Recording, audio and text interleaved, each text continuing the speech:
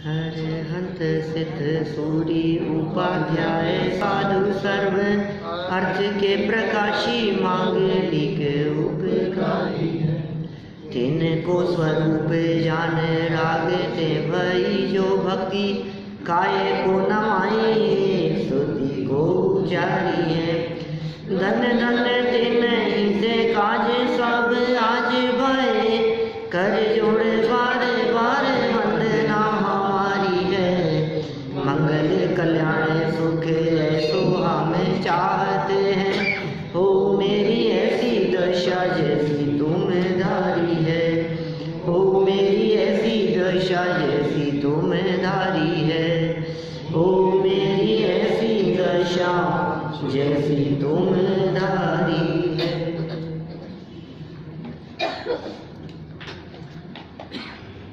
उदयपुर नगर में पंचकल्याणक प्रतिष्ठा महोत्सव से वापस लौटे हैं। वहाँ प्रवचन भी हुआ और साथ साथ गोष्ठी का भी बहुत सुंदर आयोजन था। उसमें भी ज्ञान की महिमा के संदर्भ में चर्चा की। हमारी यहाँ चर्चा उस वेद ज्ञान संबंधी चल रही है, जो वेद ज्ञान सर्वाधिक महत्वपूर्ण है और सम्यक्त्व का कारण कहा गया है। टोडरमल जी ने उस वेद ज्ञान के संदर्भ में तत्व विचार शब्द का प्रयोग किया है। देखो तत्व विचार की महिमा, पेज नंबर 260 पर।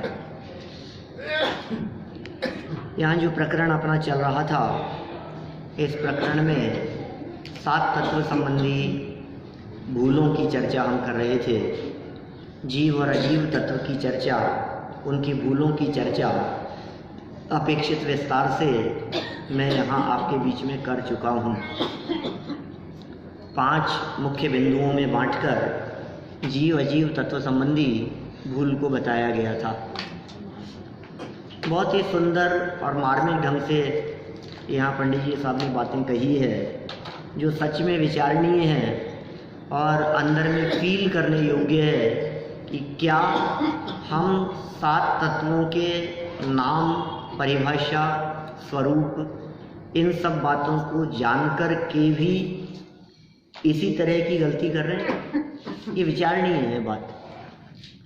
आखिर इतने वर्षों से अभ्यास करने के बावजूद भी यदि कहीं कुछ काम नहीं हो पा रहा है, जीवन में मोक्ष मार्ग प्रकट नहीं हो पा रहा है, तो कहीं तो अटके होंगे ना, कहीं तो चूक रह गई होगी, कहीं तो भूल होगी। वे कौन से बिंदु हैं जिन बिंदुओं पर बहुत गहराई से स्वाध्याय करने वाले लोग भी अटक जाते हैं? देखो, हमारी दशा तो ऐसी है कि 7 तत्व संबंधी भूल का प्रकरण भी पढ़ लें, भूल की चर्चा भी पढ़ लें। आप कहो तो उन भूलों को पॉइंट बना करके आपको सुना भी दें, और आप कहो तो घंटों उसकी व्याख्या करें, प्रवचन भी करें, क्या समझें भी और समझाएं भी। क्या अब देखो क्या कह रहा है, समझें भी और समझाएं भी। इसको अभी जीव जीव तत्व संबंधी यथार्थ श्रद्धान नहीं है, उनके वेद विज्ञान की खबर नहीं, क्योंकि समझना तो अपना काम है और समझाना अपना काम ही नहीं है, वो भाषा वर्णना का काम है। मैं समझा सकता ही नहीं हूँ। कदाचित भाषा में भी बार बार में इस तरह की बातें प्रयोग में आए कि मैं नहीं समझा सकता, मैं नहीं बता सकता, मैं नहीं बोल सकता। हमारी भाषा में भी बार बार में भले ही इस तरह की बात आए, लेकिन वस्तु स्थिति तो यह है कि अंतरंग श्रद्धान में वो बात नहीं आती। अनेक बार मैं ऐसा भी कहता हूँ, हमारी भाषा तो बदल गई है लेकिन अभिप्राय नहीं बदला। बदलना था अभिप्राय और बदल रही है भाषा। जब हम आत्मार्थी स्वाध्यायी लोगों के बीच में बैठकर चर्चा करते हैं तो हम ऐसी बातें कहते हैं कि एक द्रव्य दूसरे द्रव्य का कर्ता धर्ता नहीं है। जब हम आपसे बात करेंगे तो आप ये कहेंगे कि भाई मैं तो आत्मा हूँ, मैं शरीर थोड़ी ना हूँ। लेकिन सुबह से शाम तक निरंतर हमारे उपयोग में मैं ही शरीर हूँ, ये ही मैं हूँ, ये बात बसी है बहुत गहराई से, बहुत गहराई से अंदर बैठी हुई है ये बात। वहाँ बदलना है, लेकिन हमने भाषा बदलकर थोड़ा सा यश ले लिया है? भाषा बदलकर हमने जब भाषा बदली ना तो सामने से कुछ लोगों ने तारीफ कर रहे, आप बहुत अच्छी बात है, आप तो आपकी बात तो बस अब ये सही में ये ऐसी भाषा अच्छी है आत्मार्थियों के बीच में। अरे भाषा में क्या दम है, बोलने में क्या दम है? शास्त्रानुसार बातें बनाता है, ये लिखे हैं यहाँ पंडित जी ने। तो शास्त्रानुसार बोलता है, जिनवाणी के अनुसार बोलता है, अंतरंग में अभिप्राय बदला नहीं है, अंतरंग में अपने को आप रूप अनुभव करता नहीं है और बातें करता है। अरे साहब ये तो क्या है, ठीक है, पुण्य पाप कर्म का हो जाए। ये साहब आज आपका जन्मदिन है, अरे मेरा काय का जन्म, अंदर में लग रहा है कि सामने वाला व्यक्ति बधाई दे रहा है, अच्छा लगता है, तो फिर क्या मतलब है? फिर बोलो, वो भाषा ही बनाना होगा ना वो। हाँ, अंदर में फील होता हो, वास्तव में यदि ऐसा लगता हो और अभिप्राय बदले, उसका तो कहना ही क्या है। 5 बिंदुओं से हम यहाँ जीव अजीव तत्व संबंधी भूलों की चर्चा अपेक्षित विस्तार से कर चुके थे, लेकिन चूंकि वो पंचकल्याण प्रतिष्ठा महोत्सव में वहाँ जाने से कुछ दिन का अंतराल पड़ गया, और मुझे मालूम है जब अंतराल पड़ता है तो क्या होता है। परीक्षा मुख में एक सूत्र है, दृष्टोपि समारूपात् तादृक्, ऐसा सूत्र है परीक्षा मुख। और उस सूत्र का अर्थ ये है कि काल का अंतराल पड़ जाने से देखी हुई जगह है, देखा हुआ व्यक्ति वो भी ऐसा हो जाता है जैसे हमने कभी देखा ही नहीं। काल का अंतराल यदि पड़ जाए ना, किसी जगह पर हम जाकर के आए हों और बरसों बाद में दोबारा जाएं, तो हो सकता है हम कहें कि यार मैं तो, मुझे ध्यान नहीं है कि मैं कभी यहाँ में, तो ये तो मैंने कभी देखा ही नहीं। ऐसे ही हम कह रहे हैं कि कुछ दिनों का अंतराल पड़ गया, तो ऐसा तो नहीं हो गया कि हमने ये जीव अजीव तत्व संबंधी भूले, ये बात तो हमने पढ़ी नहीं थी, ये तो हमें पता ही नहीं है, कुछ याद है कि नहीं। इसलिए आगे बढ़ते रहें और पीछे की बातों को थोड़ा थोड़ा संभालते रहें, है ना। वो बातें मैंने बीच में चलाई थी, कौन सी, स्टोरेज को संभालना, क्या भूल गए होंगे। अंदर में जो स्टोर है अपने, उस माल को नहीं संभाला तो माल अंदर के अंदर ही गायब हो जाएगा। क्या आपके काम करने वाले कर्मचारी कब उसको पार कर देंगे, अंदर के अंदर वो गायब हो जाएगा, अंदर से साफ हो जाएगी वो चीज़। तो हम कुछ मिनटों में, कुछ देर में अपने उस स्टोरेज को संभाल लेते हैं कि कहाँ कहाँ हमारी गलती होती है। सिर्फ गलती को जान लेना ही प्रयोजनभूत नहीं है, हाँ ये भी प्रयोजनभूत है कि पहले जाने तो सही गलती कहाँ है। लेकिन गलती को जान लेने मात्र से काम नहीं चलता, गलती को जानकर गलती को सुधारें, प्रयास हमारा सुधारने के लिए हो। हमने पहली गलती कौन सी की कि जैन शास्त्रों में वर्णित, इसका मतलब ये चर्चा गृहीत मिथ्यात्व के संदर्भ में चल रही है। इसका मतलब ये बातें उनके बारे में चल रही है जो शास्त्रों को पढ़ते हैं, क्योंकि शास्त्रों में वर्णित बातों को जानने वाले की भूल है। ये गलती उस लेवल पर है जो गलती विद्वानों के लेवल पर होती है। ये गलती उस लेवल पर है जो अच्छे अच्छे पढ़े लिखे और अभ्यासी लोगों के लेवल पर होती है। माने मैं ऐसा कह सकता हूँ कि पंडित जी ने यहाँ भूल निकालने वाले इस प्रकरण में विद्वानों की भूल को भी निकालने का प्रयास किया है। हो सकता है मेरी इस बात को सुनकर आप लोगों में से कई लोग ये बात कहें कि साहब यही तो विद्वानों की भूल है, तो विद्वान ही पढ़ें और विद्वानों को ही बताओ, हैं? हमें क्यों बता रहे हो भाई? जो सूक्ष्म भूल उस लेवल पर पहुंच करके भी हो सकती है, तो हमारे में तो वो भूल होगी ही होगी।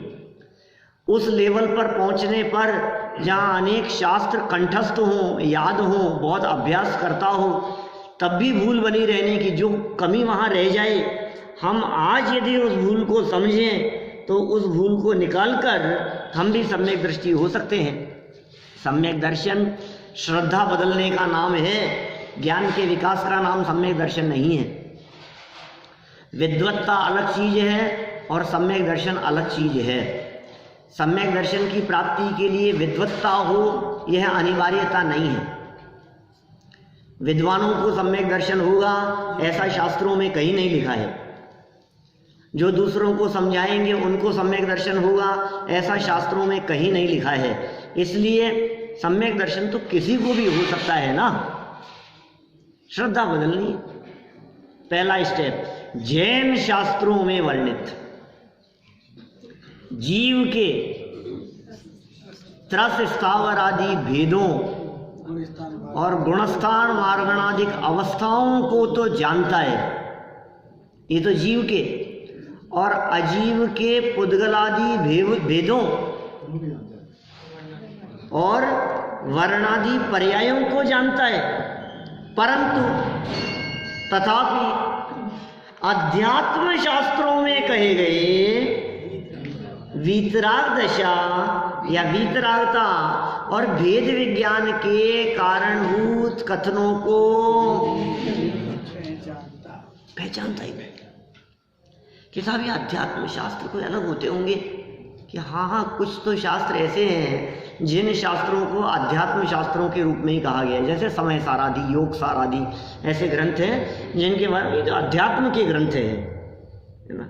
लेकिन सुनो, अभी ऐसा नहीं है कि अध्यात्म शास्त्र कुछ स्पेशल होते हों और आगम कुछ अलग होता हो। आगम और अध्यात्म ये दो तरह के ग्रंथ नहीं है। ये ग्रंथों का जिनवाणी का बंटवारा दो तरह से नहीं है। जो शास्त्र आगम के हैं उन्हीं शास्त्रों में से जब हम प्रयोजनभूत बातों को निकाल करके बात करते हैं तो अध्यात्म कहलाता है। आगम अध्यात्म का हेतु है। आगम में से अध्यात्म निकला है। अध्यात्म के ग्रंथ कहीं आगम से अलग नहीं है, कहीं आगम के विरोधी नहीं है। आगम माने 6 द्रव्य की चर्चा जहां हो वो सब आगम है, और उन 6 द्रव्यों की चर्चाओं में से इसमें मेरे लिए कौन सी प्रयोजन भूत है वो परमागम है। मैं बहुत उदाहरण दे सकता हूं इस संबंध में। समझो, आप किसी चीज में से जहां बहुत सारी चीजें हैं उनमें से आपसे कहा कि इनमें से जो आपके काम की हो वो ले लो, तो जो सब थी वो आगम है, और उसमें जो आपने अपने काम की निकाली वो अध्यात्म है, वो परमागम प्रयोजनभूत है। शास्त्र में तो बहुत सारी बातें मिलेगी, लेकिन आपको ये देखना है इनमें मेरा प्रयोजन किससे सधेगा। इन बातों को पढ़कर, अध्यात्म की बातों को पढ़कर, इनसे तो मेरा ही प्रयोजन भाषित होता है, ये बात अंदर से उठनी चाहिए। ये किसी और के लिए नहीं है, इससे मेरा भला होगा भाई। अरे क्या भला होगा, ठीक है तेरा सुन रहे हैं, सुन लिया। सच्चे सुख की प्राप्ति का उपाय है ये मार्ग है। मोक्ष मार्ग माने अतिमूल्य आनंद, अभूतपूर्व आनंद की उपलब्धि के लिए ये सब वचन है। तो कहाँ कहाँ मिलेंगे? अभी आपको ये गोमटसार में भी मिलेंगे, अभी ये आपको श्रावकाचार में भी मिलेंगे, अभी ये आपको पुराणों में भी मिलेंगे, ये अध्यात्म के वचन। लेकिन पहचानना पड़ेगा। अध्यात्म के ग्रंथों में तो डायरेक्ट बात कही गई होगी लेकिन आगम जब पढ़ते हैं हम, जब अन्य अनुयोगों के ग्रंथ पढ़ते हैं, प्रथमानुयोग, चरणानुयोग और करणानुयोग के ग्रंथों को पढ़ते हैं, तो उन ग्रंथों में से कहीं कहीं 10-20 पेज में कहीं फिर 2-4 लाइन आ गई कुछ, समझ रहे हो आप? 50-100 पेज कह दिए प्रथमानुयोग के ग्रंथों में और फिर कहीं कुछ बात आ गई, तो आपको वो अब क्या करता है, वो फ्लो में पड़ जाता है क्या, अब वो जो फ्लो में पड़ गया उसकी तरफ ध्यान ही नहीं है। कभी कभी तो ऐसा लगता है कि वो बातें यदि निकल गई तो ऐसी स्थिति है जैसे अंधा व्यक्ति 84 दरवाजों में घूमता हुआ, एक खुला है और चारों तरफ 83 दरवाजे बंद हैं, एक एक दरवाजे को वो हाथ लगा लगा करके देख रहा है, और एक दरवाजे को हाथ लगाया बंद था, दूसरे को लगाया बंद था, तीसरे को लगाया बंद था, चारों तरफ चक्कर लगाया, चलता जा रहा है और राउंड लगाता जा रहा है, और 83 दरवाजों तक उसने हाथ लगा करके देखा सब बंद थे, तो हाथ कुछ दर्द करने लगा, थोड़ा सा नीचे किया, क्या चलता जा रहा है, और फिर हाथ लगाया तो जो खुला था वो क्रॉस हो गया, क्या, और फिर चक्कर लगाते जा रहा है कि मेरे को खुला हुआ मिल ही नहीं रहा है। ये प्रयोजनभूत बात हमारे को मिल नहीं रही है, क्यों? क्योंकि वो फ्लो में पढ़ते हैं, प्रथमानुयोग में तो चले जाती, चरणानुयोग के अंदर उस बात को पकड़ नहीं पाते, करणानुयोग के अंदर उस बात को पकड़ नहीं पाते, तो इन्होंने कहा ये भूल है तेरी, वीतराग दशा जिससे होगी, तेरा प्रयोजन क्या था ये बता, प्रथमानुयोग क्यों पढ़ना तूने शुरू किया था, चरणानुयोग की बातें तूने क्यों पढ़ी थी, कि तो हमारा जीवन सुधर जाए, आचरण सुधर जाए, क्रियाएं सुधर जाए, जीवों की हिंसा, तो क्या बात कर रहा है, ये प्रयोजन था क्या उसका? करणानुयोग का प्रयोजन ये था क्या कि तू गुणस्थान सीख ले और प्रश्न मंच में हाथ खड़ा करके तेरे को गिफ्ट मिल जाए, ये था क्या तेरा उद्देश्य? ये बातें क्यों पढ़ी थी, क्यों याद करी थी? ये सब नॉलेज बढ़ती है, इसलिए ज्ञान बढ़ाने के लिए। प्रयोजनभूत बातों को पहचानो भैया, वीतरागता किससे होगी, वेद विज्ञान हुआ कि नहीं हुआ, करणानुयोग पढ़ करके भी उससे वेद विज्ञान किया कि नहीं किया, उनको पहचानता नहीं, ये पहली भूल। सेकंड नंबर पर स्टेप बाय स्टेप बढ़ा रहे हैं, आगे गहराई में जा रहे हैं, सेकंड स्टेप पर जाकर ये क्या बात कह दी, नहीं ऐसी बात नहीं है ना, हम तो सुनते हैं प्रसंगवश, कोई पंडित जी आ गए सुनाने वाले, किन्हीं के साथ में बैठ गए, कहीं कुछ मौका लग गया, कहीं सुनने का प्रसंग बन गया, सुन भी लिया प्रसंगवश। और क्या, जो प्रसंगवश उन्हें जान भी ले, एक और मार्मिक बात कहता हूं, यहाँ प्रसंगवश उन्हें मतलब किन्हें, वीतरागता और वेद विज्ञान इन्हें, क्या अलग बात कहता हूं। देखो जो मैंने इस प्रकरण में 4 प्रवचनों में नहीं कही पहले, वो बात कहता हूं। यदि प्रसंगवश उन्हें शब्द का प्रयोग किसके लिए है, उन्हें शब्द का प्रयोग भेद विज्ञान और वीतराग दशा के कारणभूत बातों के लिए है, उनके लिए, उन्हें जान लेवे, माने इन बातों को भी जान लेवे, क्योंकि उस शास्त्र में थी ना। अब प्रसंगवश जान लेवे का मतलब, हम प्रथमानुयोग के शास्त्र पढ़ रहे हैं और प्रसंग में आ गई चलते चलते, तो उन्हें जान ले, नहीं समझे आप? प्रसंगवश का अर्थ क्या लगाना, अब दूसरी तरह से प्रसंगवश का अर्थ करता हूं। मैंने प्रसंगवश के कई अर्थ किए हैं पहले, लेकिन आज इस प्रसंगवश का अर्थ नए ढंग से कर रहा हूं। कोई ऐसा न समझ लेवे कि जब आप इसको पूरा कर चुके हो तो फिर दोबारा रिपीट क्यों करते हो। मैं रिपीट नहीं करता हूं कुछ भी। प्रसंगवश का मतलब क्या है? प्रसंगवश का मतलब ये है कि हम पार्श्व पुराण पढ़ रहे थे और पढ़ते पढ़ते प्रसंग में कहीं आ गई कि उन्होंने दीक्षा ले ली, उन्होंने अनुभव किया, उन्होंने ऐसा वेद विज्ञान किया, ये प्रसंगवश आ गई तो हमने जान भी लिया उसको, बड़े गए जान करके, ये प्रसंगवश। मैंने जो पहले प्रसंग की चर्चा की थी उस प्रसंग में कुछ अलग बात कही थी। उस प्रसंग में मैंने ये बात कही थी कि तीये की बैठक में आया और आकर के सुन लिया, परिस्थितियों की बात कही थी हमने।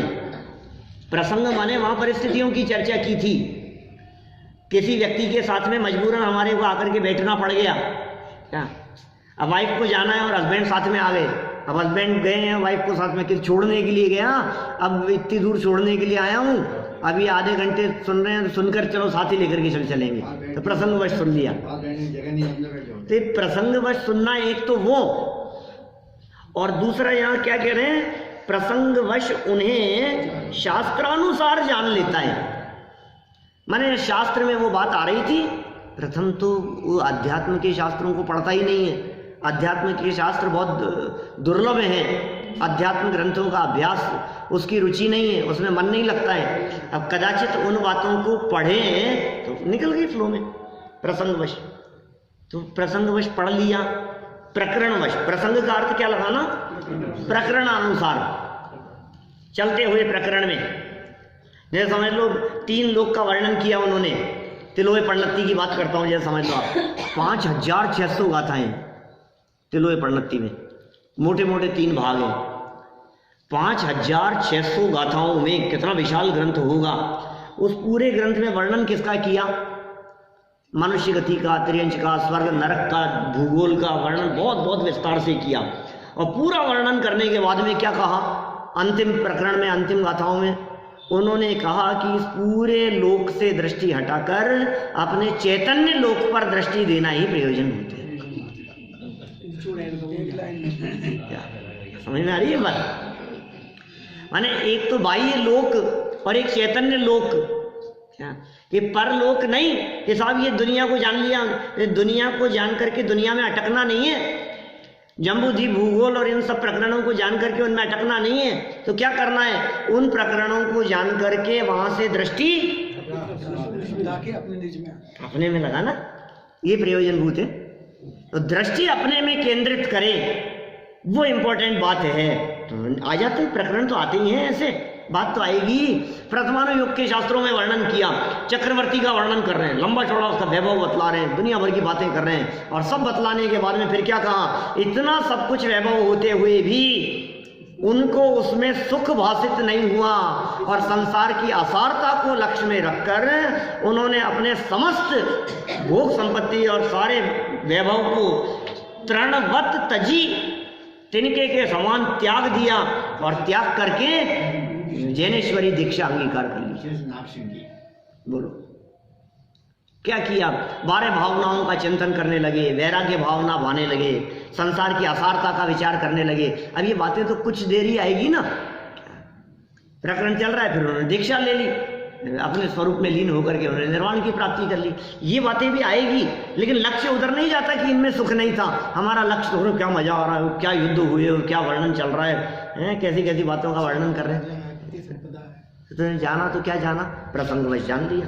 परंतु करना क्या था, प्रसंगवश जान के हाईलाइट तो वो बात करनी थी, अपने को आप रूप जानकर अपना अंश पर में ना मिलाना और पर का अंश अपने में ना मिलाना, ऐसा सच्चा श्रद्धान नहीं करता। ये सच्चा श्रद्धान नहीं करता। इसकी खूब व्याख्या मैं कर चुका हूँ बहुत विस्तार से पिछले दिनों में।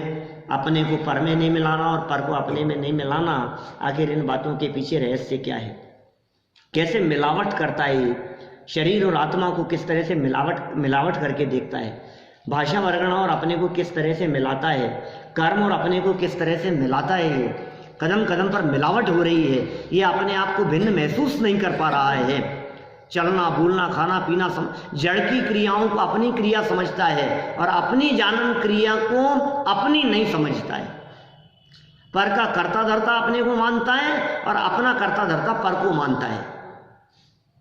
समझ में नहीं आता इसको। तो ये इसकी दूसरी भूल हो गई। पहली तो शास्त्रों के अनुसार ऐसी बात कही, फिर दूसरी भूल में इन्होंने क्या कह दिया, प्रसंगवश जानने की बात कही। फिर तीसरे पॉइंट में जाकर के क्या कहते हैं, अन्य मिथ्या दृष्टियों के समान, बहुत बहुत मार्मिक बात यहाँ कह रहे हैं कि अन्य मिथ्या दृष्टियों के समान ही आत्माश्रित ज्ञानादि और शरीर आश्रित उपदेश उपवास आदि क्रियाएं, अब इन दोनों में मिला दिया। पहले तो का पहचानता नहीं है, अब दोनों क्रियाओं के अंदर अपनत्व करने की बात कर रहा है। शरीर और आत्मा ये दोनों न्यारी न्यारी क्रियाएं हैं ना, ये सब कौन सी न्यारी न्यारी क्रियाएं समझ में नहीं आ रहा। तो पंडित जी ने खुद नहीं कह दिया, ज्ञानादिक वो तो आत्मा के आश्रित है, ज्ञान आत्माश्रित है, और उपदेश और उपवास दो बातें कह दी।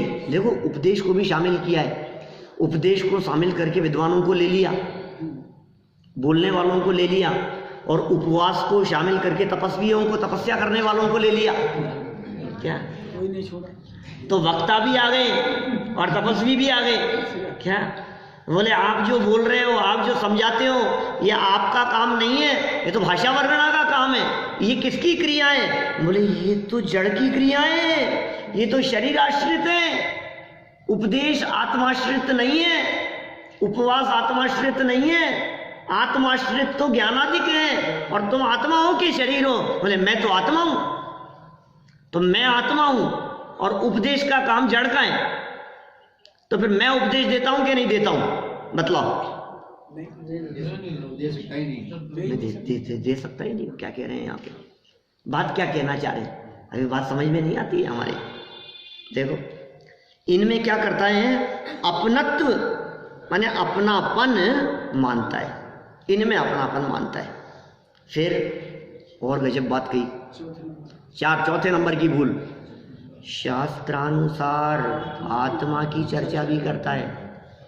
क्या आत्मा की चर्चा शास्त्रानुसार करता? अब ये क्या कह रहे हैं वापस? शास्त्रानुसार, ऊपर शास्त्रानुसार अलग कही थी बात पहले पॉइंट में भी, अभी चौथे पॉइंट में जाकर के वापस शास्त्रानुसार की बात कर रहे हैं कि हाँ, क्योंकि पहले पॉइंट में जो शास्त्रानुसार की बात कही थी उसमें तो कहा था कि आत्मा की बात ही नहीं करता। शास्त्रानुसार जीव किसे कहते हैं? बोले अरे जीव तो ये है ना, तरस है, स्थावर है, 2 इंद्रिय है, पंचेंद्रिय है, नारकी है, 4 गतियों की चर्चा करेगा, ये सब तरस है, ये जीव है, उनको जीव समझता है। ऐसे शास्त्रानुसार बातें करने की बात कही थी। और अब शास्त्रानुसार क्या कहते हैं? नहीं सब प्रयोजन, मैं तो आत्मा हूं। ये शास्त्रानुसार। तुम कौन हो? मैं तो आत्मा हूं। कि तुम्हें कैसे पता? फिर सब शास्त्र में लिखी है ना। तुम अपने आप को आत्मा क्यों कह रहे हो? बताओ, तुम अपने आप को जीव क्यों कह रहे हो? तुम ये क्यों कह रहे हो कि मैं शरीर से भिन्न हूं? क्या तुम अपने आप को शरीर से भिन्न फील करते हो कि नहीं? अनुभव तो नहीं कर रहे, तो फिर कैसे कह रहे हो? कि सब शास्त्र में लिखी है, शास्त्र में लिखी है इसलिए मानता है। डॉक्टर कह रहा है इसलिए मान रहा हूं मैं। पागल है? उसके अनुसार तो खुद अनुभव में नहीं आ रही है तेरे को चीज। तबीयत मेरी खराब है और डॉक्टर के कहने से क्या मानूं? मेरी तबीयत खराब हो गई और डॉक्टर को दिखाने के लिए गया। अब डॉक्टर ने देखा, जांच की, दर्द हो रहा है बहुत तेज कंधे में, बहुत ही तेज दर्द है। अब डॉक्टर ने देखा, सारा जांच किया, सब टेस्ट वेस्ट लिख दिए, कुछ बहुत सारे टेस्ट हो गए और सबकी रिपोर्ट्स आई और सारी रिपोर्ट्स नॉर्मल। तो हमने डॉक्टर से जाकर के, डॉक्टर साहब मतलब ये सारी रिपोर्ट्स नॉर्मल है, तुम्हें कोई दर्द नहीं है, कुछ तकलीफ नहीं है, तुम जाओ ठीक हो। अरे मेरे दर्द हो रहा है ना, दर्द तो मेरे को हो रहा है ना। क्या मेरे जो दर्द हो रहा है, मैं जो फील कर रहा हूं, मैं जो अनुभव कर रहा हूं, इसके लिए मुझे आपके सर्टिफिकेट की जरूरत नहीं है। लेकिन ये सर्टिफिकेट अनुसार चले वो मूर्ख है। अनुभव की बात करें वो समझदार है। तो हम यहां क्या बात कर रहे हैं? हम बात कर रहे हैं सर्टिफिकेट अनुसार। ना हमारे पास में सर्टिफिकेट है। एक आदमी तबीयत बहुत बिगड़ गई उसकी और वेंटिलेटर पर ले जाया गया। 2 दिन वेंटिलेटर पर रहा। तीसरे दिन डॉक्टर ने मृत घोषित कर दिया, उसे मुर्दा घोषित कर दिया। ले जाओ इसको, तो मर गए, खत्म हो गया खेल।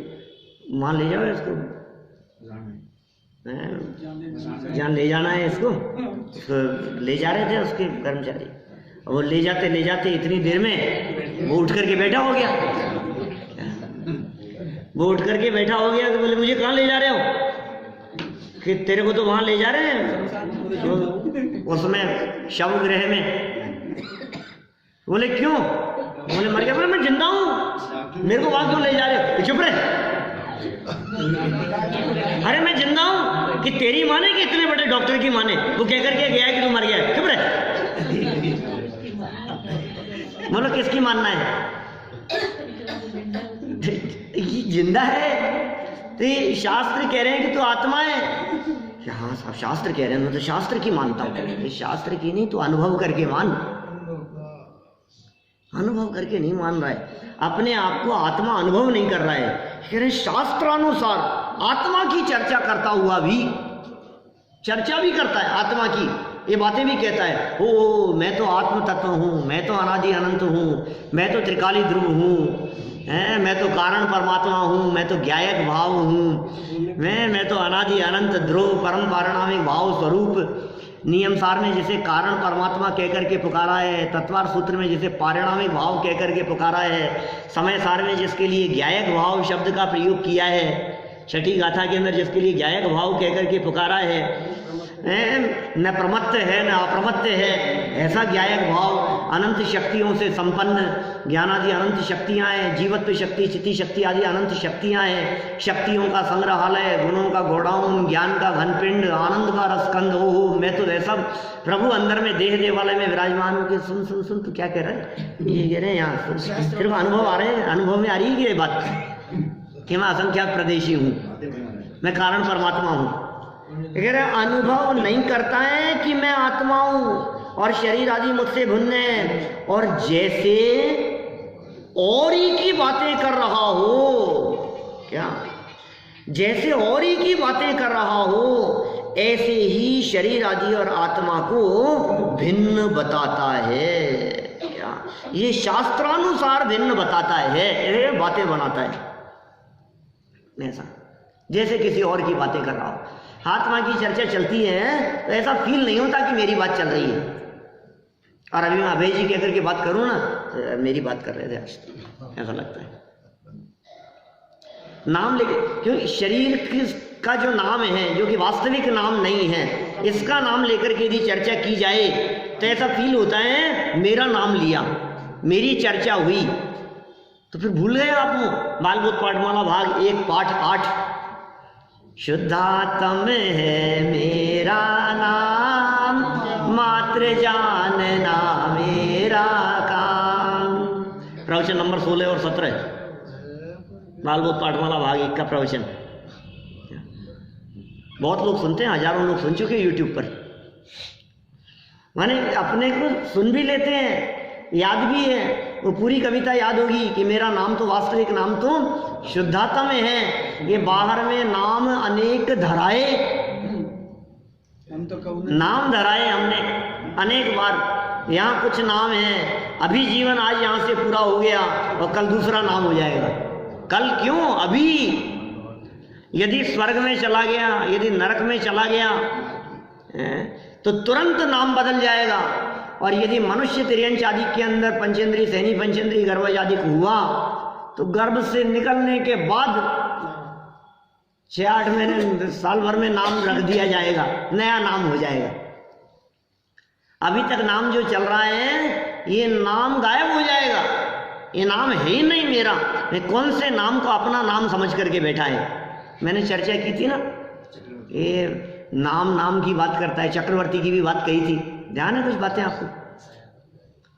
नाम, अरे साहब कुछ नहीं, ये तो एक न एक दिन तो सबको मरना ही है, काम कुछ ऐसा करो कि अपना नाम अमर हो जाए। अपने को एक न एक दिन तो मरना ही है, अपन तो मरेंगे ही एक न एक दिन तो। नाम अमर, नाम को तो अमर और अपने आप को मरणशील मानने वाला, जबकि स्वयं है अमर और नाम में कुछ नहीं है दम। कौन जानता है? तीर्थ क्षेत्रों पर जाकर के देखो तो शिलापटों के ऊपर कितने नाम लिखे रहते हैं, अनगिनती नाम है। अभी शिखर जी जाकर के आए आप, शिखर जी चले जाओ, कहीं भी चले जाओ, बुंदेलखंड क्षेत्रों पर चले जाओ, ऐसे ऐसे नाम लिखे रहते हैं। आप पढ़ते हैं वहाँ नामों को, और कदाचित पढ़ भी लेवे, कहीं 2-4 नाम कोई पढ़ने में भी आ जाए, होंगे कोई पता नहीं कौन है, फिर क्या होगा? क्या अमर हो गया? खुद ही लिख करके ऐसा समझे हम अमर हो गए, अमर हो गए साहब, नाम अमर हो गया। क्या बात कर रहे हो? मैंने तो चक्रवर्तियों जैसों की बात कही थी, मैंने तो तीर्थंकर जैसे महापुरुषों की बात कही, और मैंने तो इस हद तक बात कह दी थी, रिपीट कर रहा हूँ 5-7 दिन पुरानी बात को। मैंने तो ये भी कहा था कि आज जैन समाज में तीर्थंकर जैसे महापुरुषों में भी 2400 तीर्थंकरों के नाम कितने लोगों को याद है? बोलो, 2-5%? मुश्किल है 5% भी। क्या 1% व्यक्तियों को 24 के 24 नाम याद हों, कम है ऐसी स्थिति।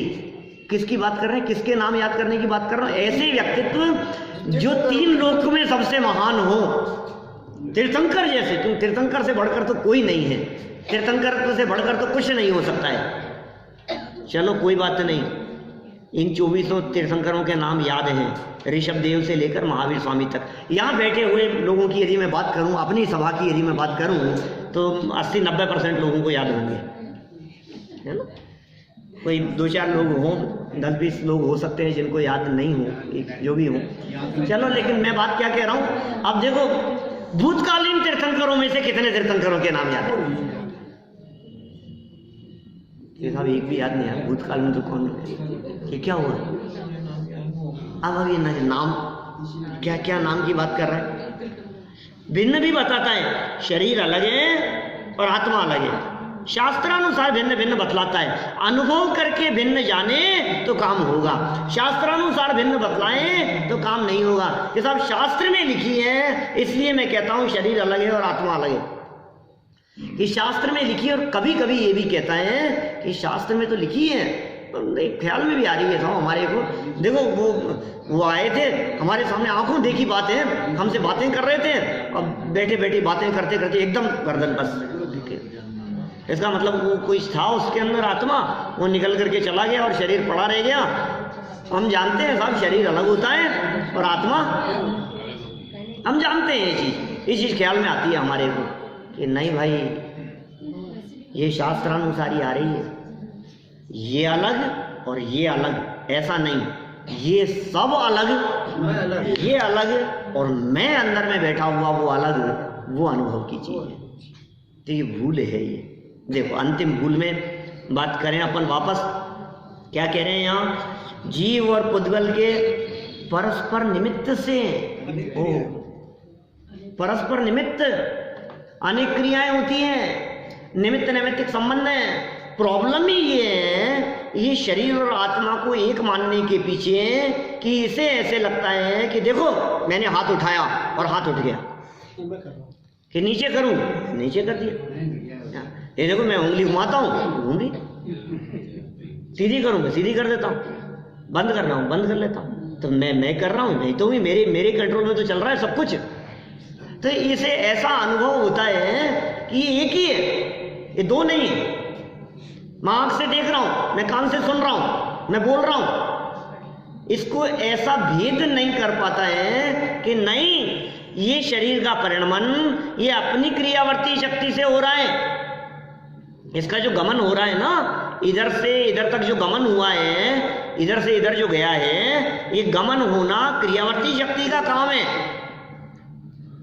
एक तो इसकी क्रियावर्ती शक्ति अपनी निजी इन पुद्गल परमाणुओं की क्षेत्र से क्षेत्रांतर होने की योग्यता, और विशेष निमित्त रूप से बात करें तो गमन करने में निमित्त है धर्म द्रव्य, स्थिर रहने में निमित्त है अधर्म द्रव्य, जगह में आकाश द्रव्य और परिणमन में काल द्रव्य, ये सब निमित्त। और यदि मेरे निमित्त की यदि मैं बात करूं तो मेरा विकल्प है निमित्त। क्या मुझे विकल्प आया ना कि उठे, मुझे विकल्प आया ना कि मैं उठूं, तो ये मेरा विकल्प तो है निमित्त। और ये उठने और बैठने की जो क्रिया हुई, ये क्रिया है शरीर की। इनमें दो द्रव्य थे न्यारे न्यारे, जिन दो द्रव्यों का अलग अलग काम हुआ है। एक काम जीव द्रव्य का हुआ और एक काम पुद्गल द्रव्य का हुआ। ये दो द्रव्यों के न्यारे न्यारे काम हुए। ये कह रहे हैं पंडित जी, देखो आगे पंक्ति पढ़ता हूं एक बार, की अपन ने पहले भी चर्चा, उन्हें दोनों की सम्मिलित क्रिया मानता है, मिली हुई क्रिया मानता है। ये कहता है कि अकेला शरीर गमन नहीं कर सकता, और ये कहता है अकेला आत्मा बोल नहीं सकता।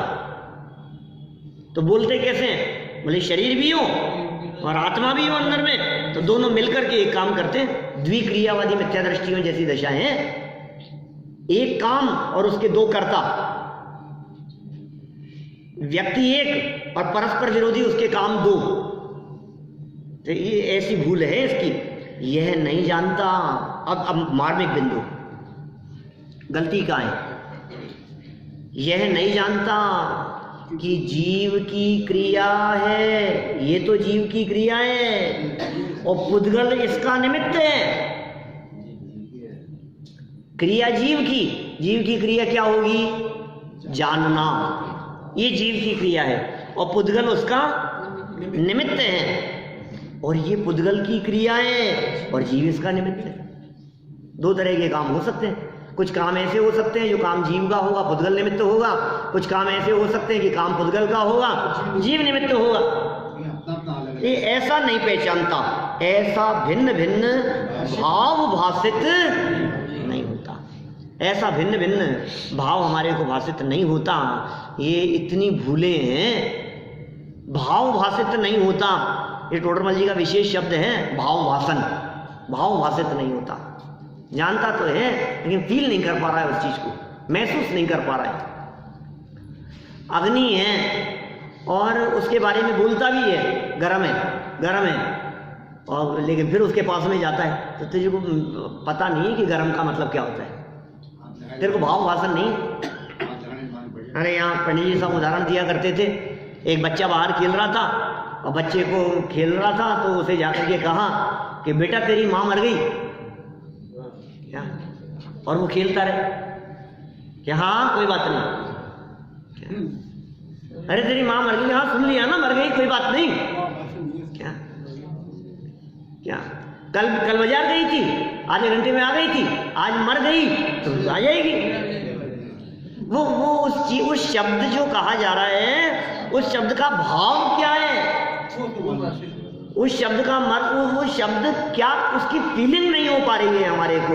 इसी तरह से कह रहे हैं, हम शास्त्रानुसार इन बातों को जानते तो हैं लेकिन उन बातों को फील नहीं कर पा रहे हैं।